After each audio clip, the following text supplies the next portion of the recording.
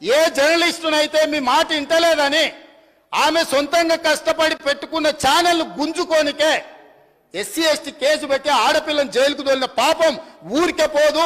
అందుకే ఇవాళ మీ ఇంట్లో జైల్లోకి పోతున్నారు అధ్యక్ష.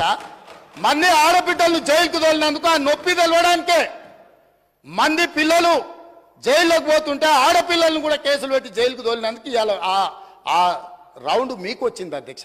ఊరికే రాలే, చేసిన పాపాలు ఊరికే పోవని పెద్దోళ్ళు చెప్పిండ్రు అధ్యక్ష. మమ్మల్ని అందరినీ జైలుకు తోలిండ్రు, రాజకీయ కక్షతో దోలలే. ఫామ్ హౌజులు కట్టుకున్నది మీరు, ఫామ్ హౌజులు కట్టుకున్నది మీరు, నియమాలు ఉల్లంఘించింది మీరు. వాటిని బయట పెట్టినందుకు జైల్లో పెట్టి డిటెన్షన్ సెల్లో పెట్టిరు అధ్యక్ష. నన్ను 16 రోజులు ఒక్క మనిషి లేకుండా ఐఎస్ఐ తీవ్రవాదులను ఎక్కడ పెడతారో అట్లాంటి డిటెన్షన్ సెల్లో నన్ను 16 రోజులు పెట్టింది అధ్యక్ష చెర్లపల్లిలా. నేను భయపడలే, లొంగిపోలే, నిలబడి నిటారుగా కొట్లాడిన అధ్యక్ష.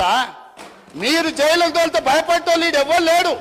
అబద్ధాలు చెప్పి ప్రజల్ని మభ్యపెడితే ప్రజలేమో అమాయకులు కాదు. మీరు చేసిన అన్యాయాన్ని కళ్ళతో చూసింది కాబట్టే మనకి ఎన్నికల్లో గుండు సున్నా ఇచ్చారు అధ్యక్ష. ఎందుకు అంతగానో ఆవేశపడ్డాడో, ఎందుకు మళ్ళీ జైలు జీవితం గుర్తు చేసుకుంటున్నాడో, చెర్లపల్లి జైలు జీవితం వారికి అనుభవం కాబట్టి మళ్ళీ గుర్తు చేసుకుంటున్నట్టున్నాడు పాపం. మళ్ళీ ఎట్లా గాడికి వస్తా అనుకుంటున్నాడేమో, మళ్ళీ అక్కడికి వస్తా అనుకుంటున్నాడు, గుర్తు చేసుకుంటున్నాడు. అధ్యక్ష, మా జ్ఞాపకాలు మాకుంటాయి, వారి జ్ఞాపకాలు మాకుంటాయి.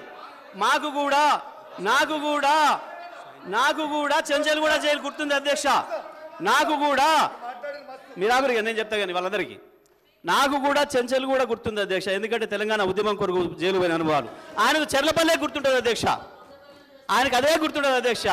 పాపం మళ్ళీ యాద్ చేసుకుంటున్నాడు అధ్యక్ష. ఎంత క్రోష్